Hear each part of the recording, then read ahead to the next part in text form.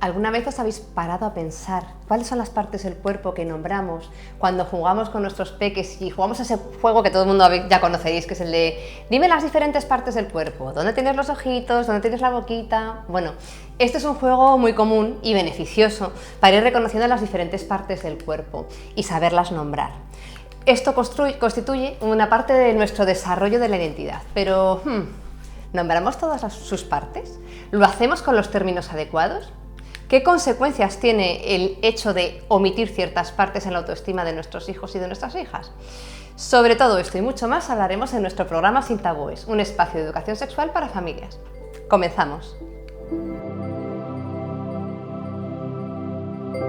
Hay una célebre frase del filósofo francés Georges Steiner que se utilizó además mucho en el movimiento feminista en los años 60 y es aquella que dice que lo que no se nombra no existe. Y esto lo hacía para visibilizar las consecuencias de una realidad que está pasando. Es que si yo no estoy nombrando algo, no es que no vaya a existir, pero es verdad que parece que no existiera y que se invisibiliza.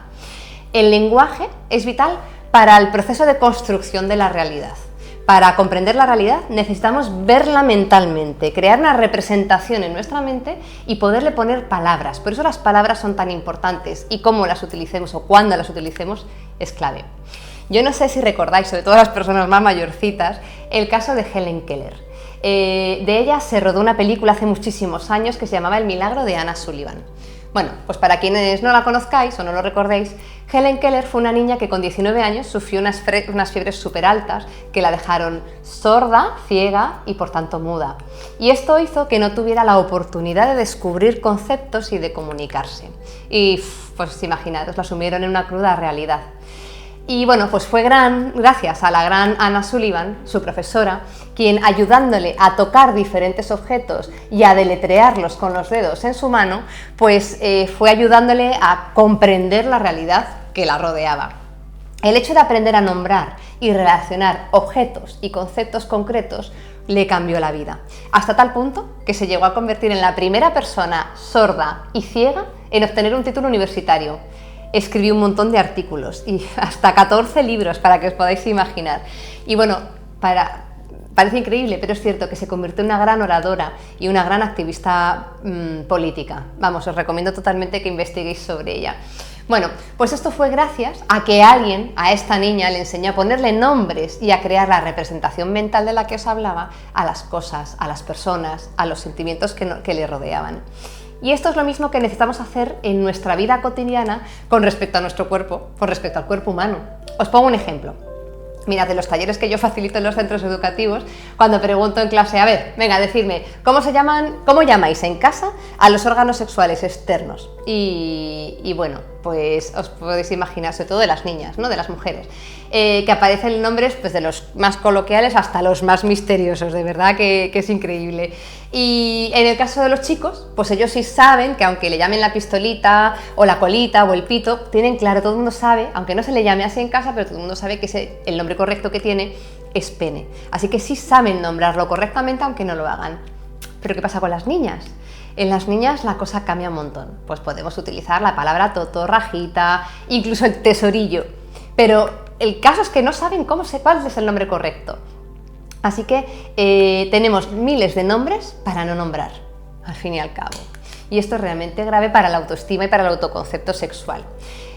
Rara es la persona que me pueda dar además el nombre correcto, porque es que ni siquiera lo saben. Como mucho, alguna vez me dicen vagina. Pero vagina es una parte más, no es todos los órganos externos genitales que tenemos, femeninos. La palabra correcta es vulva.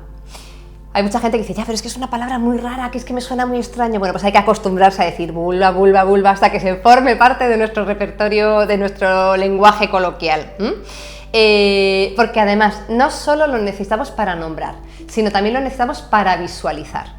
Os cuento otro ejemplo. Después de preguntar en clase que cómo llaman a sus genitales externos, pues luego les pregunto, bueno, vamos a ver. Bueno, ya sabemos que no se los nombra adecuadamente, pero bueno, vamos a ver, ¿cuántas personas habéis visto un pene y unos testículos dibujados donde no corresponde? A ver, no me refiero al libro de ciencias naturales, sino pues en la puerta de un cuarto de baño, o en la pared, en el instituto. y bueno, ahí entran las risas, enseño un montonazo de veces. Es más, es cierto que yo lo he llegado a ver hasta en el patio del instituto ocupando la pista de fútbol completa. Bueno, aquí las risas siempre surgen y se dan cuenta de que claro que tiene una representación mental de cómo son los genitales externos y eso es algo que lo tienen súper claro. A continuación siempre les pregunto, pues, bueno, ¿y qué pasa con el sexo femenino, no? ¿Cuántas personas habéis visto una vulva donde no corresponde, dibujada donde no corresponde? Alucinan. Porque como mucho en clase no levantan la mano más de 2 o 3. En las clases donde levantan la mano, porque la mayoría no levanta la mano nadie. Es decir, como mucho hay alguien que ha visto una vulva dibujada y además 1 o 2 veces en sus vidas, tampoco tantas veces como se ven unos genitales masculinos. Así que ya sabemos que no tenemos palabras, que no tenemos representación mental y lo mismo pasa con nuestra relación personal con el propio cuerpo. Por nuestra propia constitución física, pues existen muchas diferencias biológicas entre los hombres y las mujeres. A los chicos en clase siempre les pregunto, a ver chicos, ¿cuántas veces tocáis vuestros genitales al día? Y se empiezan a partir de risa, ¿no? Y comienzan las risas y bueno, reconocen que como mínimo, pues cada vez que se visten, cada vez que orinan, cada vez que se duchan, cada vez que se la colocan para estar más cómodamente, ¿vale? Y eso sin hablar de las veces que se tocarán para darse placer, es decir, mínimo, unas cuantas. Sin embargo, a ver, ¿qué es lo que pasa con las mujeres? Podemos morirnos con 100 años y no habernos visto jamás nuestra vulva. Así que imaginaros el panorama. No sabemos cómo se llama nuestro cuerpo. Nunca lo hemos visto. Tampoco tenemos representación mental de él. Pues, ¿qué concepto vamos a tener de nuestra sexualidad? Difícilmente vamos a tener o vamos a desarrollar un buen autoconcepto. Y esto va a repercutir seriamente en nuestra autoestima sexual y en la confianza en nuestro propio cuerpo. Así que bueno, con todos estos argumentos creo que queda claro que necesitamos cambiar. Necesitamos poner nombres. Así que la propuesta consiste en comenzar a nombrarlo. Vale, cierto, ¿cómo nombramos lo que no sabemos cómo se llama? ¿Vale? Pues, o cómo hacerlo cuando es tan peque, parece que es que como que no pega. Bueno, pues ¿cómo y desde cuándo?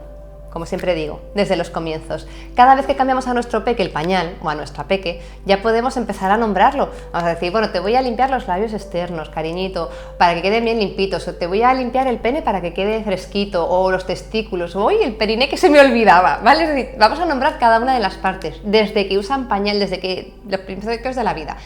No tienen el desarrollo cognitivo para recordar esas palabras, pero sí ya están haciendo que esas zonas, esas partes existan en su imaginario y a enseñarles a que las sientan, ¿vale? Después, más adelante, podemos jugar al juego ese que os decía en la introducción, ¿no? De jugar a este juego de ¿dónde tienes los ojitos? ¿Dónde tienes la boquita? ¿Dónde tienes la vulvita? ¿Vale? ¿Dónde tienes el pene? Vamos a hablar, ya que se señalen y que vean que hablamos de las diferentes partes del cuerpo.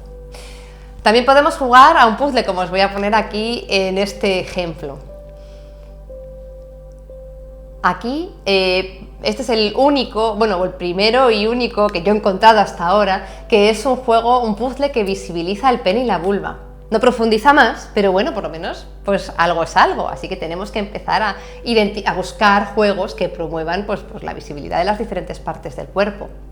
Luego, nuestro chiqui o nuestra chiqui pues irá creciendo, se hará un poquito más mayor y, como decía en el programa anterior, es cuando empiecen a tocarse y a explorarse, que lo van a hacer, que es natural que lo hagan.